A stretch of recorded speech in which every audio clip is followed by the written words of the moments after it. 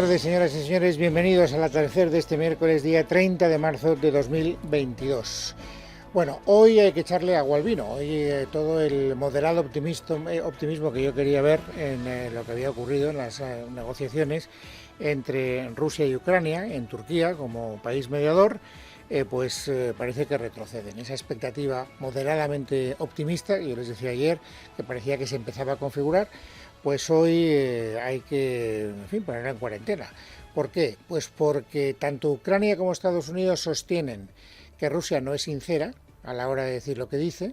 Ya saben que una de las cosas que dijo es que iba a bajar la intensidad en la ofensiva militar a Ucrania mientras duraran las negociaciones. Y sin embargo, tanto Ucrania como Estados Unidos lo que piensan es que está tratando de aprovechar este tiempo para replegarse y para reorganizarse, para reabastecer a sus fuerzas y para volver donde lo dejó. De hecho, no ha habido un gran movimiento de tropas según los servicios de inteligencia de los países occidentales. Y por si esto no fuera poco, además hay otro síntoma que tampoco contribuye para nada a que el optimismo siga, marcando la nota, y es que Rusia, el propio portavoz del Kremlin, del señor Putin, ha dicho que las negociaciones hasta ahora son poco prometedoras. Es decir, que la lectura que hacíamos ayer, apresuradamente, siempre con cautela, diciendo, bueno, esto parece que por primera vez empieza a prefigurar algún tipo de acuerdo, pues según la valoración de Putin no es así. Así que, insisto, a veces tenemos un paso adelante, hoy nos toca un paso atrás. Verónica Jorro. Buenas tardes. El Estado Mayor del Ejército ucraniano cree que las tropas rusas se están reagrupando para centrar sus esfuerzos en el este del país y que la llamada retirada de tropas puede ser una rotación de determinadas unidades. Por su parte, el Pentágono ha afirmado que Rusia ha movido un número pequeño de unidades en la última jornada en las proximidades de Kiev y ha descartado que se trate de una retirada real, ya que mantiene la vasta mayoría de sus tropas allí. Y la inteligencia militar británica ha informado de que las unidades rusas que han sufrido grandes pérdidas en Ucrania se han visto obligadas a regresar a casa y a Bielorrusia en un esfuerzo por reorganizarse y reabastecerse. Por su parte, el Kremlin dice que las negociaciones entre las delegaciones rusa y ucraniana ayer en Estambul no dieron lugar a nada muy prometedor ni a ningún avance. Es lo que ha dicho el portavoz del gobierno ruso, Dmitry Peskov, que ha señalado que la parte positiva es que Ucrania ha presentado propuestas concretas en las conversaciones, pero ha recalcado que todavía queda mucho trabajo por hacer. Bueno, pues esto es lo que les podemos contar, la última hora de la situación que más nos preocupa, que es la guerra en Ucrania. Y luego tendremos ahora mismo ya que aterrizar en lo que ha ocurrido hoy en nuestro país, en el panorama informativo sobresaliente que nos traslada, es miércoles, al Congreso de los Diputados, pero no porque ya ha tenido lugar la sesión de control, cosa que todavía no ha ocurrido, sino porque hoy estaba comprometida una especie de comparecencia múltiple, una especie de partida simultánea de ajedrez del presidente del Gobierno con los grupos parlamentarios a los que tiene tan olvidados. Tenía que contarnos qué había sucedido en la cumbre europea del pasado fin de semana y quería aprovechar la oportunidad para hablar también de las medidas que adopta el Gobierno después de esa cumbre, para hablar de Ucrania y para hablar del Sáhara. Es decir, todo en una. Esto es muy interesante porque luego veremos que una de las ideas que ha querido impulsar el Gobierno a propósito de sí mismo, o si quieren ustedes, Sánchez, a propósito de sí mismo, es que es muy dialogante y que llama a la unidad. Dialogante, no sé cómo lo ve él. Y la unidad pues es difícil de configurar cuando uno actúa unilateralmente, que es lo que ha hecho con el BOE, de las medidas económicas, y con el Sáhara. Pero bueno, esto es lo que hay. Ha habido una intervención que me ha gustado, que me parece que resume mucho el espíritu de lo que ha ocurrido hoy en el Congreso de los Diputados. Estoy de acuerdo con él, y él es un diputado y además no es sospechoso porque forma parte de la constelación Frankenstein. El portavoz del PNV veía el pleno de hoy de esta manera. Usted tenía que haber dado la cara el miércoles pasado, el miércoles de la semana anterior aquí. Y ahora resulta que vamos a hablar del Sáhara, de Ucrania, de las medidas económicas en 20 minutos. Está muy bien que oiga esta consideración el presidente del Gobierno, en mi opinión, en boca de una de las personas que son apoyos de esta legislatura más o menos estables, como es el caso del Partido Nacionalista Vasco. Si se lo dijera el Partido Popular, o si se lo dijera Vox, o si se lo dijera Ciudadanos, pues diría el presidente del Gobierno, bueno, usted está ejerciendo su papel de oposición. No, se lo está diciendo uno de los socios más o menos estables de esta legislatura. Le está diciendo lo que acaban de escuchar. Es decir, usted no puede seguir actuando de esta manera unilateral. usted no puede llamar a la unidad después de una conducta que ha caracterizado sus decisiones políticas más sobresalientes de los últimos tiempos. A pesar de todo, al presidente del Gobierno, esta es otra de las cosas que ha quedado clarísima hoy en su comparecencia, este tipo de consideraciones le entra por un oído y le sale por el otro. Escuchen a Sánchez. Todo lo que les he relatado, pandemia, volcán, incendios, tormentas de nieve e incluso hace muy pocos días hasta una tormenta de arena subsahariana han sucedido en estos últimos 2 años. Y ahora, además de todo esto, señorías, lo inimaginable desde la Segunda Guerra Mundial, es decir, una guerra en suelo europeo. ¿Qué más tiene que ocurrir para que respondamos unidos? Pues una cosa, perdona que me ríe, pero es que me hace gracia su planteamiento, señor Sánchez, porque yo creo que usted lo dice en serio, pero es difícil tomarse esta consideración en serio cuando uno analiza cómo reacciona usted ante las situaciones políticas que acaba de enumerar. Para llamar a la unidad hay que predicar con el ejemplo y hay que favorecer un clima de unidad y por lo tanto de diálogo. ¿Cómo puede usted pedir unidad, por ejemplo, al Partido Popular, ahora enseguida saldrá a relucir, a propósito de unas medidas económicas de las que se entera la oposición una vez que están publicadas en el BOE? ¿Unidad? ¿A qué? ¿A un trágala? O sea, yo tomo una decisión, con el Sáhara exactamente igual. Con el Sáhara se ha vuelto usted a encontrar con la unidad que no quiere, pero en la parte contraria. Todos unidos contra él. Fíjese si hay unidad, ¿eh? Desde Bildu hasta Vox, todos en contra suya. Eso es unidad. ¿Sí? Esta es, digamos, no me quiero hacer fuerte tampoco, es verdad que podría, porque la verdad es que llama al cielo con la situación que está cayendo ver al presidente del Gobierno en Babia haciendo este tipo de consideraciones. Pero quiero ir enseguida a lo particular, de lo general a lo particular, que es la manera que tiene mi cabeza de entender la realidad que tiene. Y lo particular hoy, lo que es, digamos, la expresión concreta de la mala situación que estamos teniendo, se llama IPC 9,8%. En marzo nos hemos quedado a 2 décimas de llegar a los 2 dígitos, al 10%, que es algo que el Gobierno quería evitar a toda costa. Aún así, el 9,8 es un dato demoledor que no se producía en nuestro país desde 1985. ¿Qué ha dicho Sánchez? Hablando de lo concreto, de lo de hoy, hablando de este dato. Lo que ha dicho es esto. España, señorías, hoy crece, crea empleo.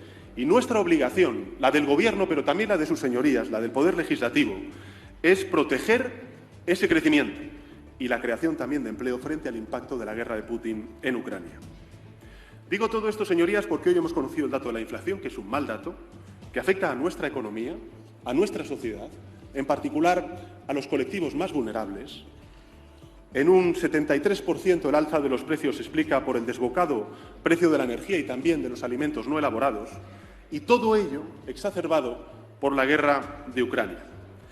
En todo caso, señorías, estamos convencidos desde el Gobierno de que el Plan Nacional de Respuesta y, sobre todo, el reciente acuerdo logrado en Bruselas para poner un precio de referencia al gas y evitar con ello su traslación al precio de la electricidad, como ustedes me han escuchado decir durante todos estos meses, nos va a permitir, en los próximos tiempos, doblegar la curva y estabilizar la evolución del coste de la vida. Bueno, ya sé que es una referencia muy larga por parte del señor Sánchez, difícil de seguir, pero yo no quería hurtarle ni una sola coma, ni una sola oración subordinada para que luego él no se quejara de que al final recortamos su discurso. Esto es todo lo que ha dicho el presidente del Gobierno en relación al problema concreto que pone de manifiesto la situación tan precaria que tiene la situación económica de nuestro país. Bueno, hay algunos datos que no han ocurrido hoy o algunas reacciones que no se han producido hoy dentro del Congreso de los Diputados, pero que me parece que para que el relato tenga cierta coherencia tenemos que conocer ahora. Saben ustedes que Alberto Núñez Feijóo no forma parte del Congreso de los Diputados, porque él no es diputado, pero al mismo tiempo es el que lleva la voz cantante del principal partido de la oposición, que es el Partido Popular. Y desde luego Alberto Núñez Feijóo se ha preparado mucho una reacción que quería que hoy recogieran los medios de comunicación, para replicar a toda esta larga perorata que acabamos de escuchar en boca del presidente del Gobierno. 2 ideas en el caso del señor Feijóo. Primera, no es verdad, señor Sánchez, que la inflación, que el IPC, sea consecuencia de Ucrania. Lo primero que tiene que reconocer el presidente del Gobierno es que la inflación española, su causa principal no es la guerra de Ucrania. si queremos engañar a los españoles diciendo que todos nuestros males han empezado hace 4 semanas, para eso que no cuente con el Partido Popular. Esta es la primera idea del presidente del Partido Popular. Bueno, todavía no lo es formalmente, pero lo será el viernes. Entre el viernes y el sábado será entronizado, como saben, jefe de la oposición. Y luego una segunda idea que va al fondo de la cuestión. Si no es consecuencia de la guerra de Ucrania, el IPC, la inflación, la parte mollar, ¿de quién es la culpa? De la política del gobierno. Esto es una situación desde el punto de vista económico dramática. Y no solamente es dramática, sino que es que además nuestra inflación es en el entorno de un 40% más que la media de la Unión Europea. Algo no funciona. Y las políticas económicas de este gobierno no funcionan. Bueno, esto es lo que ha dicho Feijóo, insisto, no está en el Parlamento, pero creo que este era el momento procesal oportuno para que escucháramos lo que tenía que decirle Feijóo a lo que había dicho en el Congreso de los Diputados el presidente del Gobierno. Y luego también quiero que escuchemos otra voz que tampoco se ha producido en el Congreso de los Diputados, pero que también le da una réplica, en este caso no desde el punto de vista político, sino desde el punto de vista de la neutralidad. Los observadores económicos son neutrales y uno de los observadores que tienen más prestigio es la Fundación Funcas, la de las cajas de ahorro, que hace análisis y prospecciones económicas.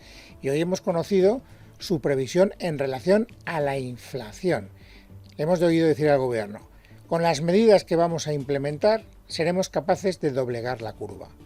¿Qué dice Funcas? Leticia Vaquero.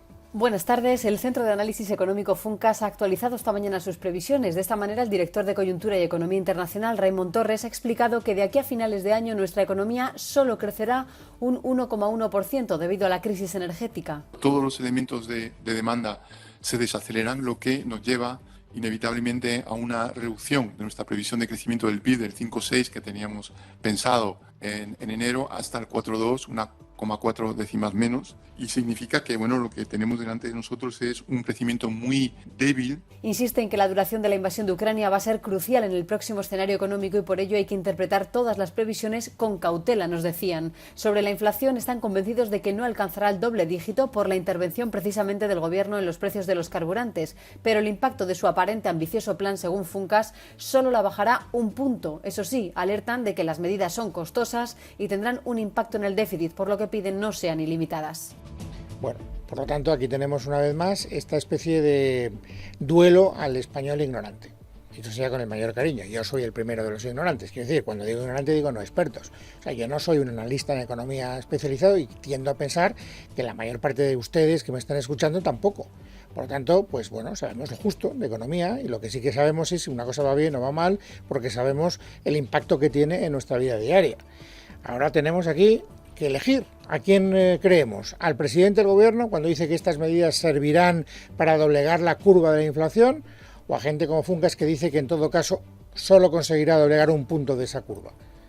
Y seguiremos, por lo tanto, en unas cifras que son absolutamente inasumibles para el poder adquisitivo de todos los ciudadanos. Bueno, pues cada uno tendrá que responder ante ese dilema. Ustedes quieren creer a Sánchez, son muy libres.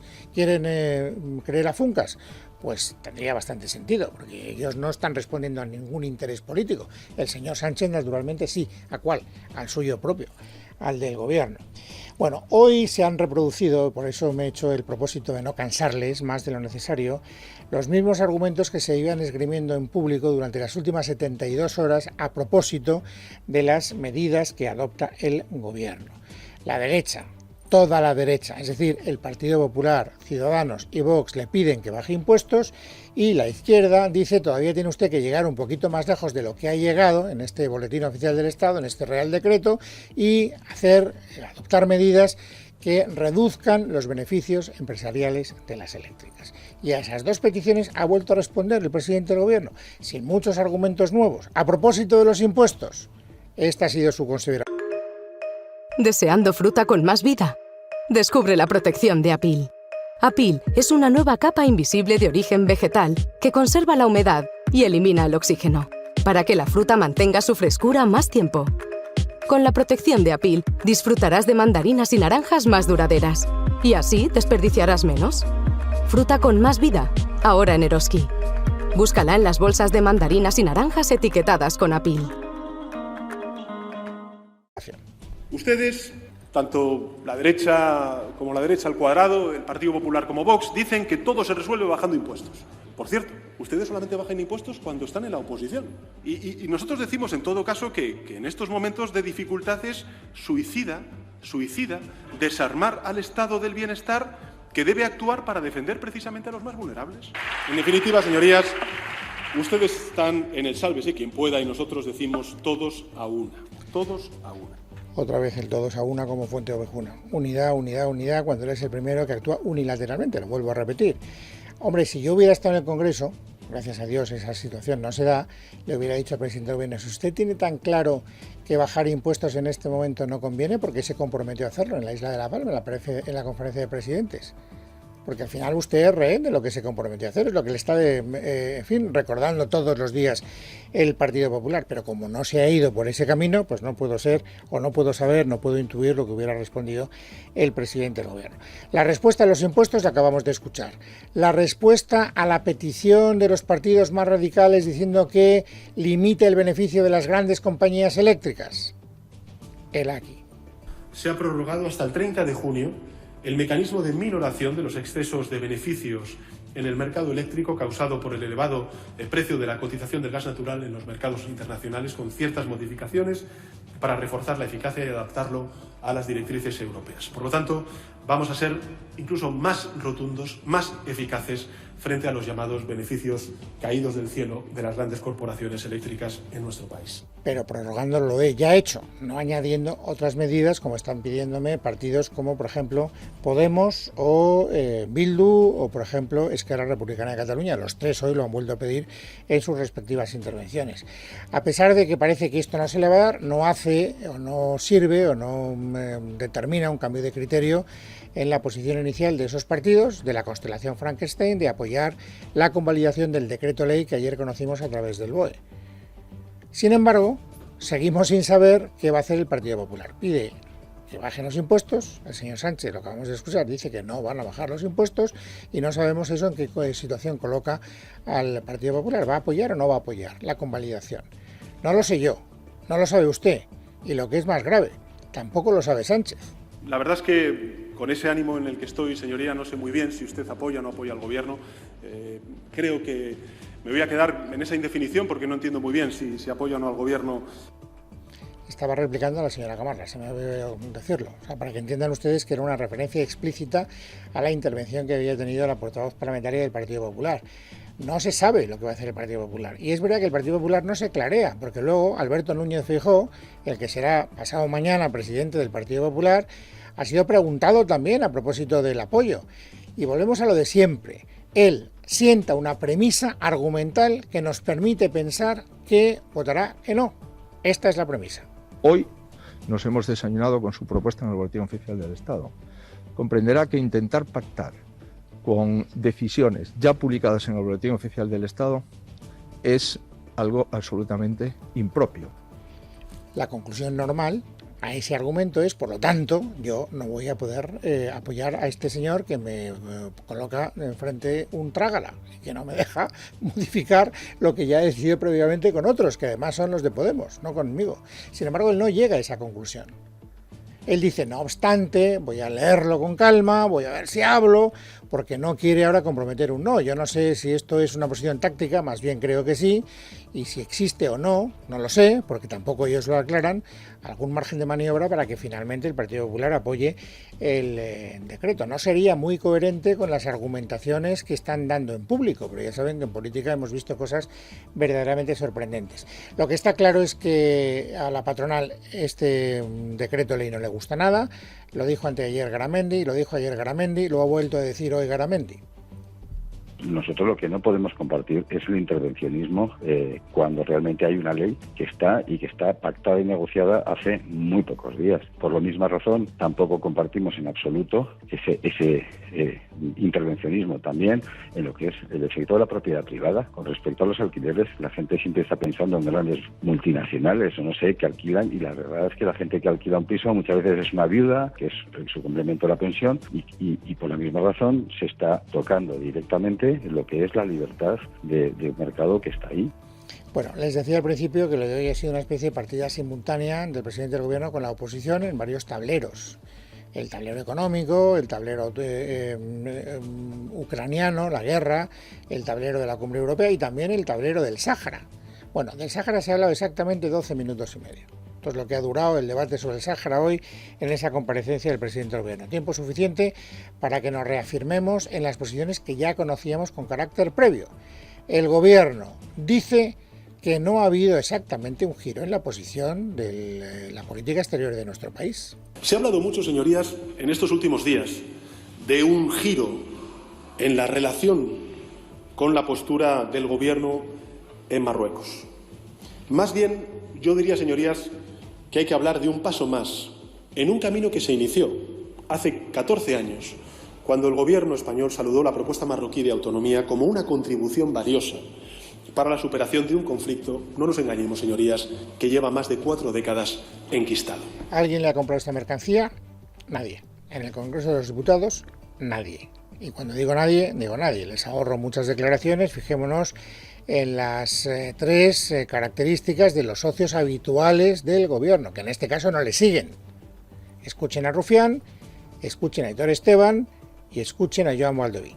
¿Por qué el gobierno defiende el derecho del pueblo ucraniano a existir frente a Rusia, pero no el derecho del pueblo saharaui a existir frente a Marruecos? ¿Por qué? Si hablamos de memoria, hablamos de todo. Y no nos podemos escaquear de pronto por un interés coyuntural que además, insisto, tampoco tiene ninguna garantía. Ayer, Argelia declaraba estratégica su relación con Italia en plena crisis del gas. Hoy ha suspendido los vuelos con Iberia y las repatriaciones. A buen entendedor, pocas palabras bastan. ¿No quería usted unidad, señor presidente del gobierno? Pues ahí tiene usted 3 tazas. Lo que pasa es que es unidad frente a su política exterior. No consultada con nadie, no negociada con nadie y por lo tanto imposible de ser susceptible de ser tramitada con ese criterio de unidad que usted reclama para otras cosas. En fin, y luego hay 2 notas más, una anecdótica, pero bueno, que forma parte de la crónica parlamentaria, y otra mucho más de fondo en relación al Sáhara. La anecdótica, que Abascal, en su turno de intervención, refiriéndose al presidente del gobierno, ha dicho esto. Déjese de palabrería. No le creemos. No es sincero cuando pide unidad a esta Cámara. Usted es un autócrata, usted quiere hacer lo que usted quiera, al margen de esta Cámara, al margen de su partido, porque usted lo vale. Respuesta del presidente del gobierno. Que me llamen también autócrata y que en consecuencia poco menos que me homologuen con un autócrata realmente, que es Vladimir Putin, me parece que es de todo punto ofensivo. Y me gustaría, señora presidenta, que se pudiera retirar ese término del orden, mejor dicho, del acta del debate. Bueno, este tipo de rifirrafes estamos acostumbrados a verlos. Luego en el turno de dúplica ha salido el señor Abascal con el diccionario en la mano diciendo lo que significa autócrata, que no iba a retirar nada, en fin, lo de siempre. Y esto no deja de ser un poco de juegos artificiales en lo que es el ambiente parlamentario, cuando hay enfrentamientos directos entre el gobierno y la oposición, naturalmente. Pero les decía que había otra novedad, hasta cierto punto novedad, que sí que es interesante desde el punto de vista del fondo de la cuestión. Y es que hoy se ha pronunciado sobre el Sáhara el secretario de Estado norteamericano, el señor Blinken, y no ha citado a España para nada, pero ha reproducido textualmente el párrafo mollar de la carta que el presidente del gobierno de España le envió a Mohamed VI.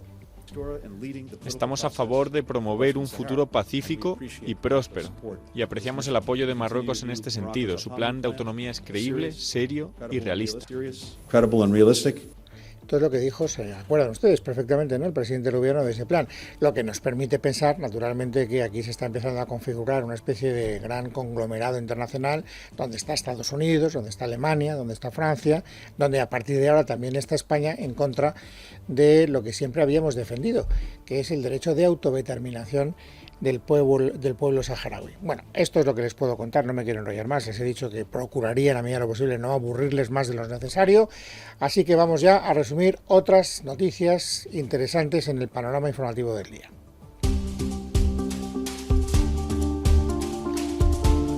La Mariela Fernández, buenas tardes. Buenas tardes, Luis. Se cumplen 17 días del paro indefinido convocado por la Plataforma Nacional del Transporte y desde el Gobierno confirman que el 98% de los transportistas ya están trabajando con normalidad.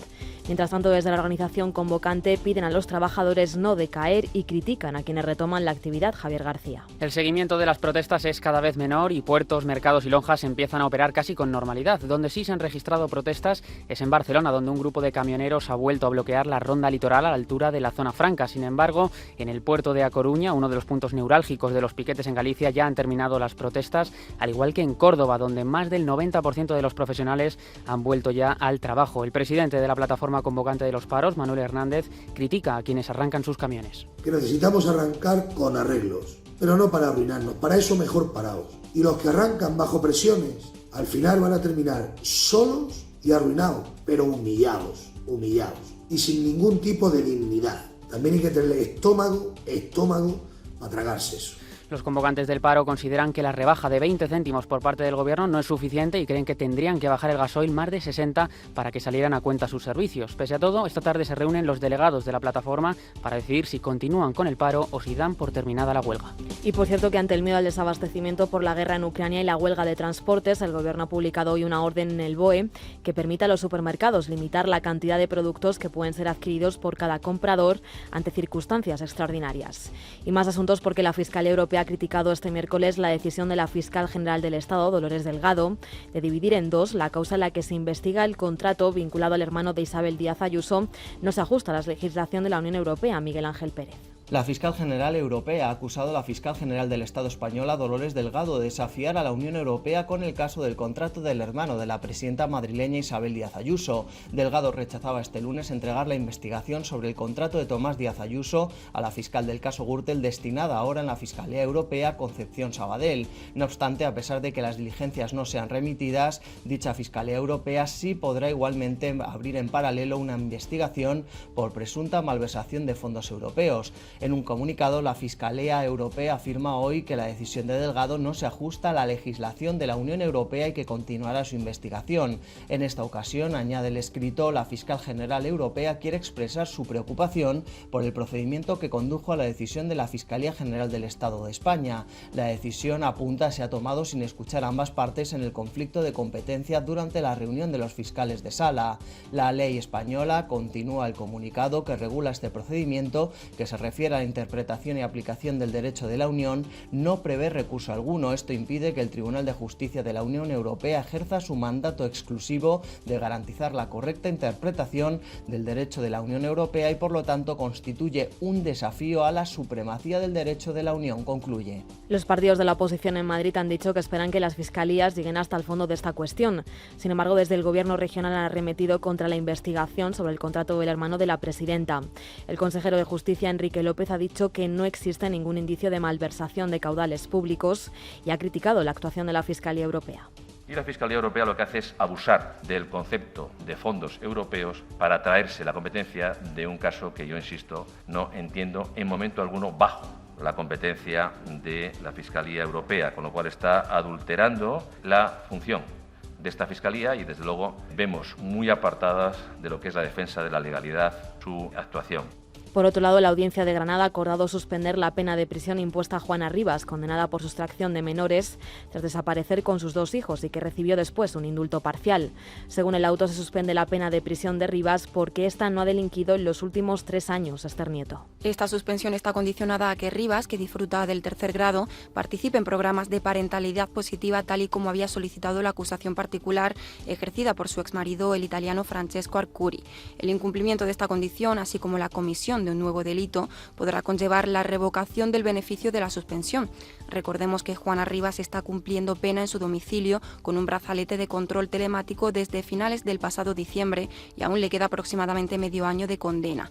Su defensa solicitó la suspensión de la pena hace unos meses, después de que el Gobierno le concediera el indulto parcial y rebajara su condena a la mitad, aunque el Juzgado de lo Penal 1 de Granada lo denegó el pasado mes de diciembre, tras lo que los abogados de Rivas recurrieron. Y terminamos contándoles que la Fiscalía ha denunciado a una empleada de UGT Madrid por desviar del Fondo de Garantía Salarial Fogasa 2 millones del sindicato para su marido y 3 amigas. Miguel Ángel. La denuncia se interpone en el marco de las diligencias abiertas por la propia Fiscalía de Madrid para investigar la denuncia presentada por el exsecretario general de UGT Madrid, Luis Miguel López, que dimitió tras denunciar este caso en el sindicato madrileño liderado ahora por Marina Prieto. Tras la dimisión de Reillo se puso en marcha una gestora presidida por Rafael Espartero, que es vicesecretario general de Organización Confederal y Policía Municipal de Madrid. La gestora del sindicato puso en manos de la Fiscalía de Madrid la documentación facilitada en su denuncia por el exlíder del sindicato y a principios de enero la Fiscalía acordó la apertura de unas diligencias de investigación. En casa de Herrero, Es Radio.